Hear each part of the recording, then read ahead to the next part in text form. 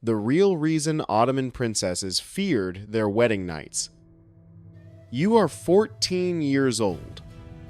In a few hours, they will dress you in a gown worth more than an entire army's annual budget. The heavy brocade, weighing down your small frame like a suit of armor disguised as silk. Your wedding will be the most extravagant spectacle the Empire has ever seen. A festival of lights that will blind the populace to the darkness at its core, right now, while servants prepare golden candelabras and arrange mountains of silk cushions scented with rosewater and musk. You are trembling in your chamber. Your hands won't stop shaking because you know something none of the guests will mention, something your father's scribes will never write in the official chronicles that praise his benevolence. This isn't a marriage. It is an intelligence operation. And you aren't the bride. You are the weapon. Your father, the Sultan, designed this mission himself, plotting your future on a map of potential insurrections. And the operational rules are carved into your memory like scars, burned there by years of whispered warnings in the harem. Rule 1. Your new home isn't a palace. It is your prison in a province so remote, the maps barely mark it. A fortress of solitude disguised as a governor's mansion. Rule 2. Your husband isn't a prince. He is your surveillance target. You will spy on him, document his every word, betray his trust, or die trying. Rule 3. If you fail this mission, the execution order won't come from an enemy. It will come from the man who just walked you down the aisle with a smile on his face. Your father. Welcome to Medieval Spirits, where we peel back the gold leaf of history to reveal the iron and blood underneath.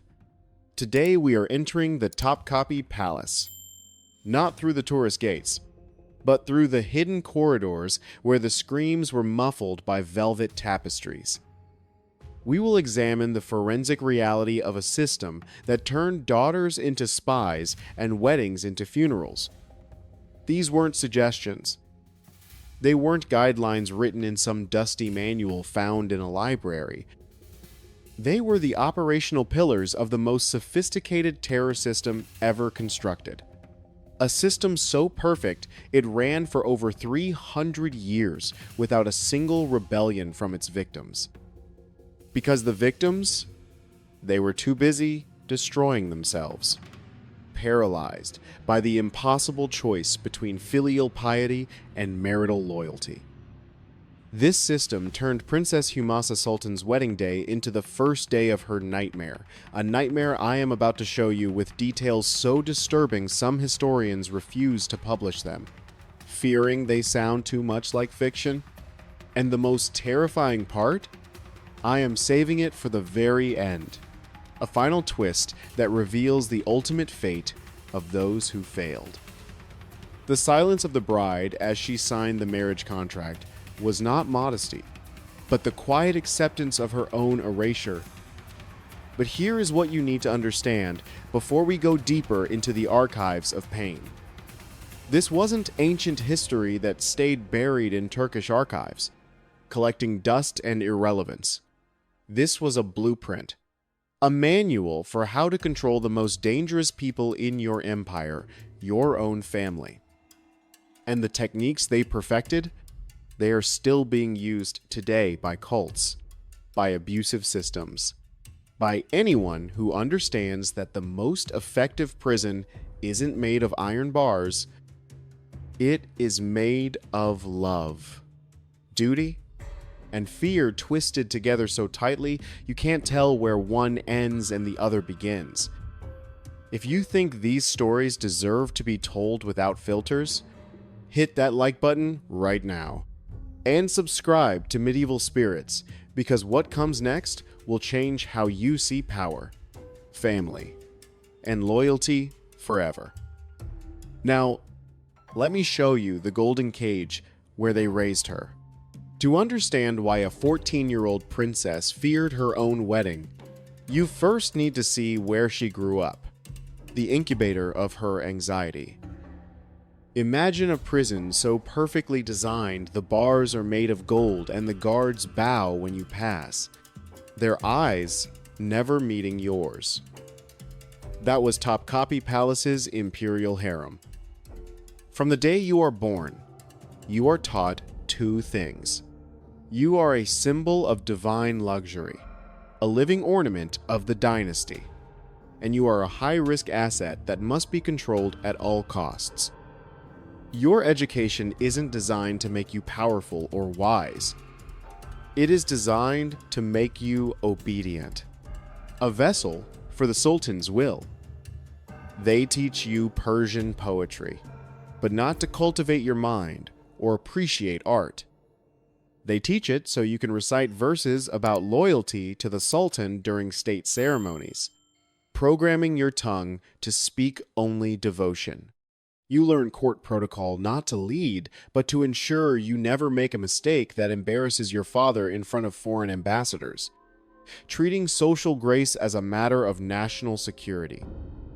Every lesson, every book, every word carefully selected to reinforce one fact. Your value isn't in who you are. It is in the blood running through your veins. And that blood makes you dangerous because it can legitimize a usurper. That is why the surveillance never stops. Not even when you sleep. The same eunuchs who smile and bring you sweet pastries, dusting powdered sugar from their fingers. They are the intelligence officers who report your every word directly to your father's desk. If you show too much ambition, if you ask too many questions about politics, if you complain about your confinement just once, that report reaches the Sultan before sunset. You aren't a princess. You are a classified asset under 24/7 monitoring, living in a panopticon of marble and tile, and in the harem corridors. Stories circulate like drafts of cold air. Whispered stories about other princesses, other daughters of sultans who flew too close to the sun. But there is one story that truly freezes your blood.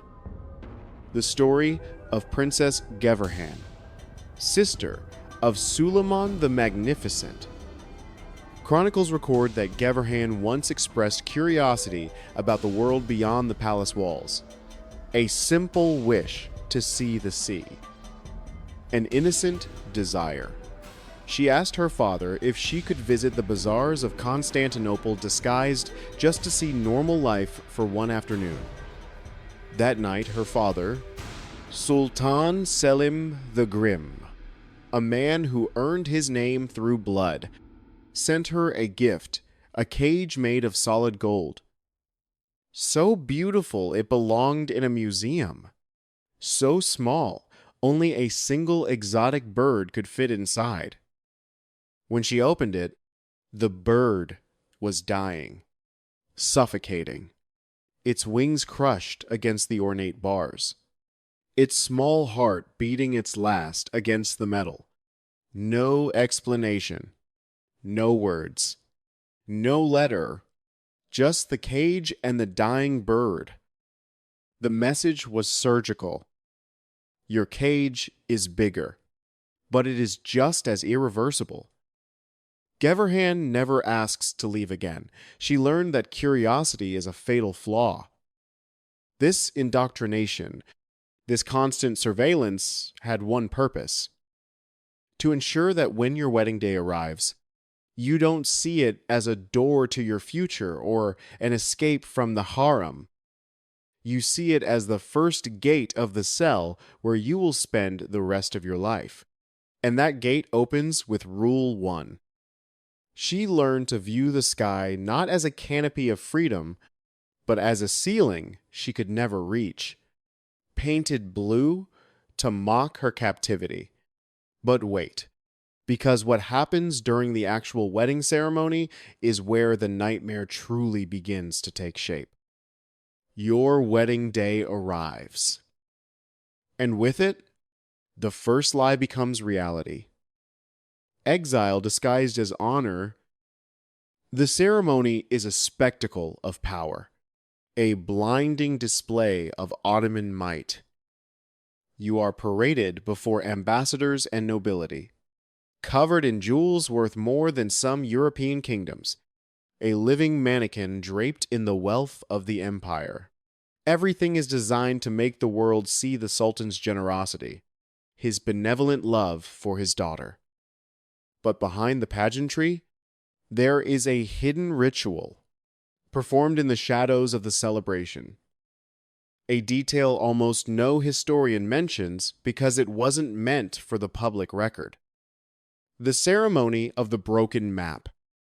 While guests admire the luxury, while musicians play the oud and ney, while poets recite verses about your blessed union, the Grand Vizier approaches you.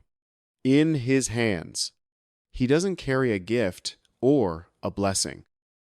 He carries a map of the entire Ottoman Empire, detailed and vast. He unfolds it on a ceremonial table, the parchment crinkling in the hushed silence. Then, with a jeweled dagger, sharp enough to shave with, he cuts out the province where you will be sent, your new home. Then he does something that stops your heart.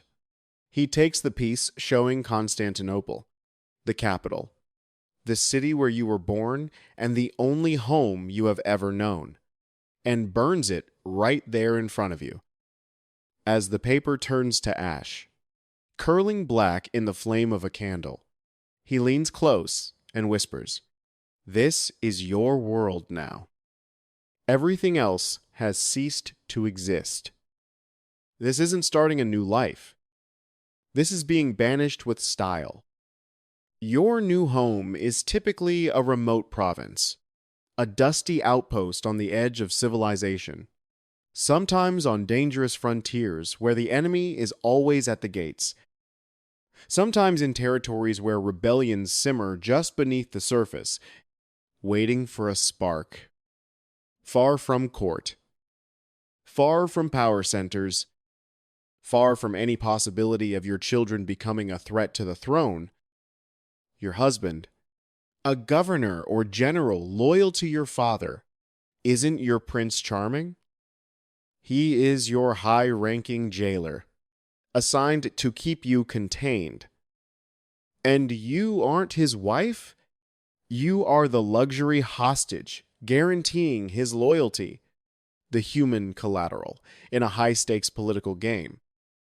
If he rebels, you are the first to pay the price, the first throat to be cut.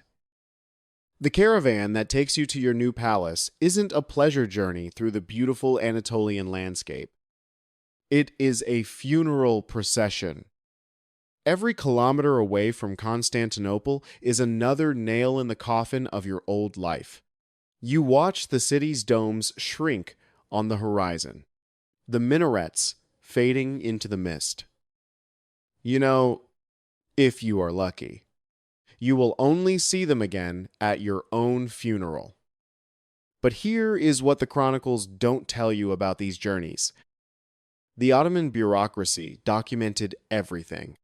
Their obsession with record-keeping, preserving the horror. And, buried in the palace archives, there are travel manifests that reveal something chilling. The scent of burning parchment would linger in her memory longer than the perfume of her wedding flowers. A smoky reminder that her past had been incinerated. Supplies for these bride caravans included quantities of sedatives and restraints, listed alongside silk and spices. Because some princesses tried to run, terrified of the unknown. Some tried to throw themselves from the carriage, preferring death to exile. Some screamed so much they had to be silenced with drugs just to reach their destination, without causing a scandal that would shame the dynasty. Princess Mihrimah, daughter of Suleiman, reportedly tried to escape her wedding caravan 3 times in 1 week, fighting against her guards with the fury of a trapped animal. The official record states she suffered from travel sickness, a polite euphemism for resistance. But the supply manifest shows purchases of leather restraints and poppy extract, the tools of a jailer, not a doctor. She arrived at her new palace docile, broken, ready for rule 2, her eyes glassy with opium. Because the exile was just the stage, the setting for the tragedy. The real terror began once you crossed the threshold of your new home. Once you became what Rule 2 demanded, a spy in your own bedroom. Rule 2 is where the nightmare becomes personal, invading the one space that should be sacred. Where you stop being a passive victim and become an active participant in your own destruction. You become a spy. Picture this. You arrive at your new palace in a remote province. The walls high and imposing. Your husband, a powerful man you have never met, receives you with all honors, bowing low before the Sultan's daughter. Feasts, music, public displays of affection designed to show his loyalty to your father. But in your luggage, hidden between silks and jewels, there is an object that defines your new existence. A secret writing kit. Invisible ink made from lemon juice and copper sulfate. A simple cipher your father's intelligence officers taught you. And explicit instructions written in code on the inside of a jewelry box. Your husband is now your primary target. His loyalty is your responsibility. Report everything. Your mission is clear. Watch his every move. Does he complain about taxes? Does he criticize the Sultan in private conversations after a second cup of wine? Does he receive suspicious messages from rival factions? Every word, every gesture, every sigh of dissatisfaction must be documented and sent back to Constantinople in coded reports carried by merchant caravans that are actually intelligence couriers. But here is the perfect psychological torture. You are expected to share his bed, to smile at breakfast, to counsel him during state dinners, to be his public companion, his trusted advisor, the mother of his children, while secretly signing his death warrant with every report you send. The level of detail they demanded was terrifying. It wasn't enough to say, he is disloyal. You had to document dates, names of conspirators, amounts of money, meeting locations. She would lie awake at night, listening to her husband's breathing, wondering if the man sleeping beside her was a traitor or if she was the monster for betraying him. Your father turned your marriage into the most personal and ruthless intelligence service in the empire, and the communication methods were worthy of a spy novel, utilizing the very symbols of your status against you. They used silver tiers, a code where the type of jewelry you wore at public events indicated threat levels to agents in the crowd. An emerald bracelet, loyalty confirmed. The province is safe. A black pearl necklace, imminent rebellion. Send reinforcements immediately. A ruby ring on your left hand, target planning assassination. Strike first. You became a walking signal flag. Your body a billboard for state secrets. But here is what kept you awake at night, staring at the ceiling. What if he discovers your double life? There are no courts, no trials. No appeals for a spy caught in the act. Just an execution order issued from your father's office and your body floating in the nearest river, weighted down with stones. Ottoman records show at least 12 cases of governors who accidentally discovered their wives' espionage activities. In every single case, the princess died within 72 hours. Official cause of death always the same fever. A convenient cover for murder. But servant testimonies tell a different story, whispered in the markets years later. Princess Aisha, married to the governor of Damascus in 1612, was discovered reading coded messages by her husband. The official chronicle says she succumbed to sudden illness. The governor's personal physician, in a letter smuggled to Constantinople years later, wrote, "I was ordered to prepare a lethal dose of mercury and present it as medicine for stomach pain." She knew what it was. She drank it anyway. She said, "At least this way. My father can't say I betrayed him." Every day was a deadly balance between forced loyalty to your father and inevitable betrayal of your husband. This wasn't a marriage. This was institutionalized emotional torture, a psychological flaying that left no visible scars. And it set the stage for the most brutal rule of all. The one that determined what happened when this perverse game went wrong. All the rules led here to Rule 3. To the moment when the Ottoman political machine showed its true face. It was designed to devour its own children. When you fail your espionage mission, or when your husband rebels, there is no trial, no appeal, no mercy, just silence. The most common punishment had a deceptively simple name: the revocation. One day, without warning, a sealed letter from the Sultan arrives. Not for you, for your husband. The letter contains 2 orders. First, the governor is dismissed or executed. Second, return the asset to point of origin. That was the bureaucratic phrase for your wife must return to Constantinople immediately. The ink on the revocation order was the same black as the executioner's hood, a final administrative signature on a life deemed no longer useful. But here is the detail that paralyzed every princess with terror. A princess who left the palace for a return journey never arrived at her destination. Court chroniclers recorded her departure with great pomp, but never her arrival. Her name simply vanished from historical records, erased from the family tree. They were political disappearances of the 16th century.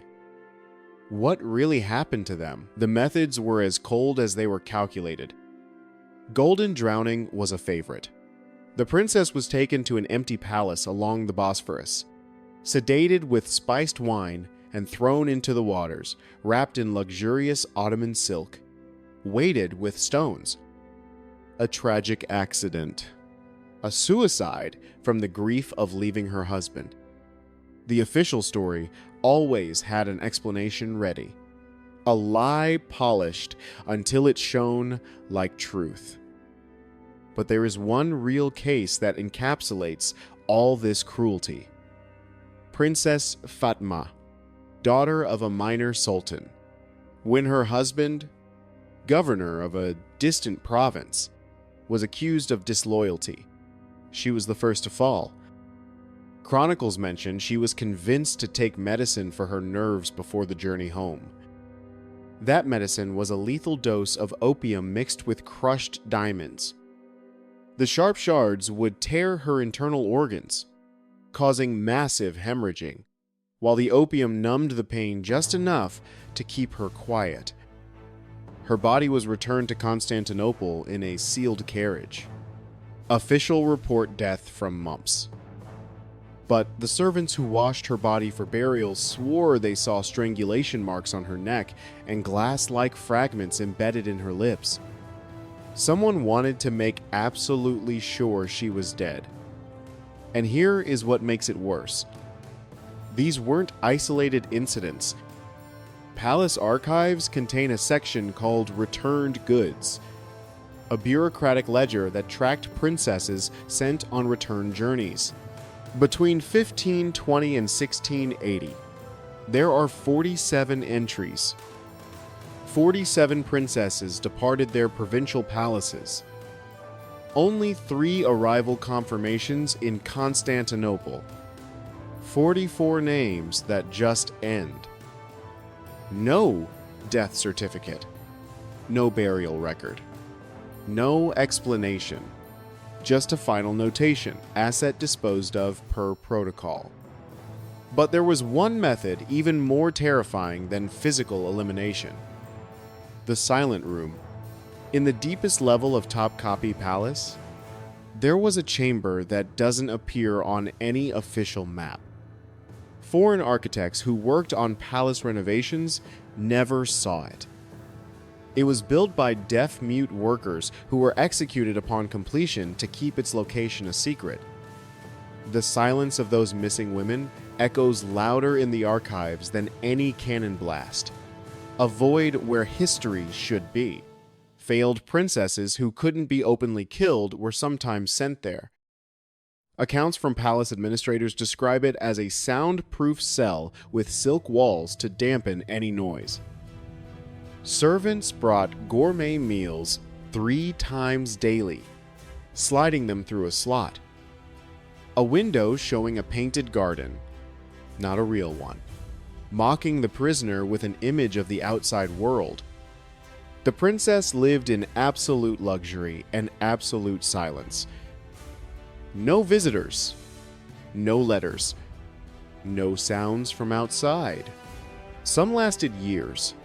Some lasted decades, their minds slowly unraveling in the quiet. One entry from 1640 mentions, Subject 7 finally expired after 23 years of confinement. Cause unknown. Body showed no signs of violence or disease. Subject appeared to have simply stopped. She forgot how to exist. This was the price of Ottoman blood. Your father didn't kill you out of hate. He eliminated you for efficiency, because a dead daughter was less dangerous than a living princess who could become a symbol of rebellion or the mother of a future pretender to the throne. It was the final equation of Ottoman power. A father's love was a luxury the Sultan couldn't afford. And now, after revealing these 3 brutal rules, it's time to connect all the threads and answer the most important question. So, what are we left with after exposing this perfect terror system? Was the Sultan simply a monster? The answer is more disturbing. He was a product of his own machine. The Ottoman Empire built a power apparatus so perfect, so efficient, it sacrificed its own flesh and blood on the altar of stability. Princesses weren't daughters. They were high-value political instruments. Their worth wasn't in their minds or hearts. It was in their wombs and their capacity to be disposable spies. The tragedy of Humasa and all like her wasn't the man they got on their wedding night. The real tragedy was realizing that the man they called father saw them exactly like he saw his enemies, as pieces on a chessboard that could be sacrificed for the final victory. This leaves us with an uncomfortable question. To what extent can a political system dehumanize those who lead it? The Sultan on his golden throne was as much a prisoner as his daughter in her gilded cage, a prisoner of a deadly paradox. To protect his empire, he had to destroy his own family. Think about that for a moment. Every loving father in history has faced the tension between protecting their children and preparing them for a harsh world. But the Ottoman system didn't prepare princesses for the world. it weaponized them against it. He sat on a throne built of bones, and some of the smallest ones belonged to his own kin. And here is the truly chilling part. It worked. For over 300 years, this system produced almost zero rebellions from within the royal family. No princess-led coups. No daughter-funded revolutions. Because by the time they were old enough to resist, they had already internalized the cage. They had learned that resistance meant death. Compliance meant survival, even if that survival was a living death. The next time you imagine the luxury of an Ottoman princess, don't picture silk dresses or pearl necklaces. Picture a 14-year-old girl looking in the mirror on her wedding night, not seeing a bride, but seeing a ghost in golden armor. A ghost walking toward her own sentence signed by the only person in the world who should have protected her. Her fear wasn't weakness. It was the most human reaction to the most inhuman machine. And her historical silence screams louder than any imperial chronicle. If this journey into the depths of Ottoman power made you think, share it. Because these stories aren't just tales from the past. They are mirrors showing us the limits of power and the price of obsessing over total control. They show us what happens when love becomes a weapon and family becomes a battlefield. And they remind us that the most dangerous prisons aren't the ones with visible bars. They are the ones we build in our minds, decorated with gold, and justified by duty. The Ottoman princesses are gone, but their story remains. A warning carved in silk and blood about what we lose when we let systems replace humanity. If you want to explore more topics on history and uncover the untold stories of the past with medieval spirits, make sure to like, subscribe, and ring the notification bell for more insights. Don't let their silence be in vain. In the end, the gold of their cages and the gold of their wedding bands were forged from the same metal. A cold, unyielding alloy of power and despair.